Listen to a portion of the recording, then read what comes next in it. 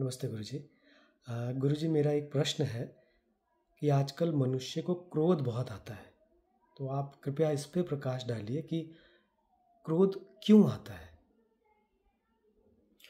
देखिए, ये बहुत महत्वपूर्ण सवाल है और बहुत लोगों के हित का सवाल है।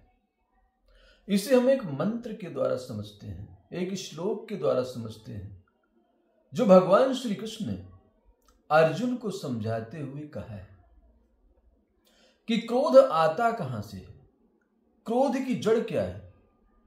इसके बहुत सारे जवाब हो सकते हैं कि आप धैर्य रखा करिए, जवाब बाद में दिया करिए, एक गिलास ठंडा पानी पी लिया करिए, उस दिन बहस न किया करिए। इस तरह के सैकड़ों जवाब हो सकते हैं, लेकिन भगवान श्री कृष्ण ने क्या जवाब दिया है अर्जुन को, वो आपके सवाल के ज्यादा करीब है।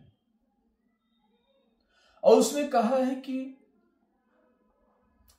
ध्यायतु विषयान् पुंसः संकस्तेषुपजायते।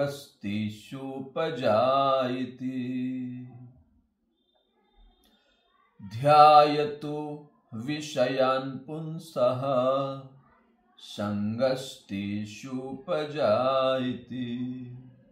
कह रहे हैं कि जो विषय का चिंतन करता है मन में पुरुष, जब मनुष्य के मन में किसी विषय का चिंतन आता है तो उससे मोह हो जाता है, आसक्ति हो जाती है।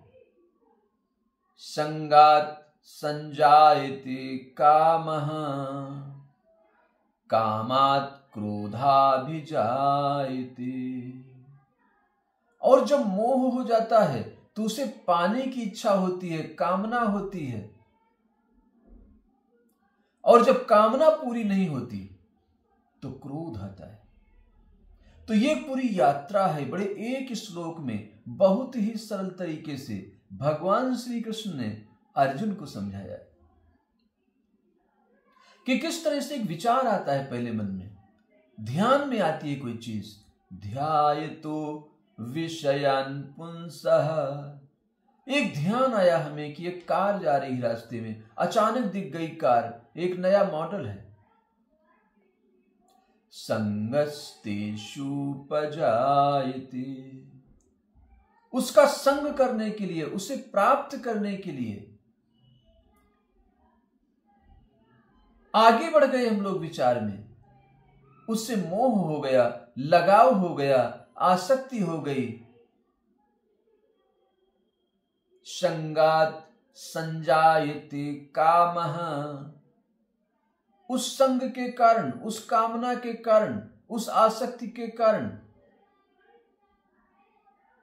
ये इच्छा पैदा हो गई कि उसे प्राप्त कर लूं, अभी प्राप्त कर लूं, जल्दी प्राप्त कर लूं, किसी भी तरह प्राप्त कर लूं। और यही तो कर रहे हैं लोग आजकल। अभी मैं करोड़पति हो जाऊं, अभी मेरे सारे सपने पूरे हो जाएं, मेरे पास बड़ा मकान भी हो जाए, कार भी हो जाए, सारे साधन इकट्ठे हो जाएं। संगात संजायते कामः, आसक्ति से कामना प्रबल हो गई।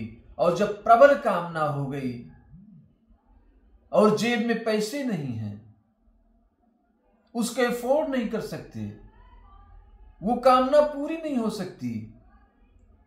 कामात् क्रोधाभिजायते, वो कामना ही क्रोध के रूप में प्रकट हो जाती है, विस्फोट हो जाता है। वो जो ऊर्जा सृजन बन सकती थी,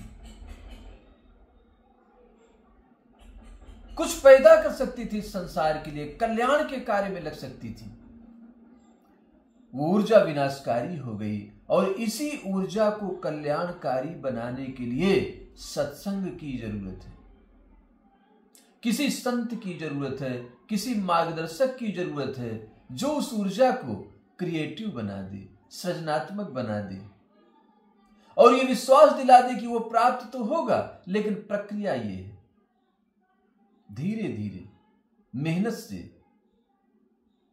सब कुछ मिल जाएगा। क्रोध की कोई जरूरत ही नहीं है। हरि से लगे रहो रे भाई, बनत बनत बन जाएगी।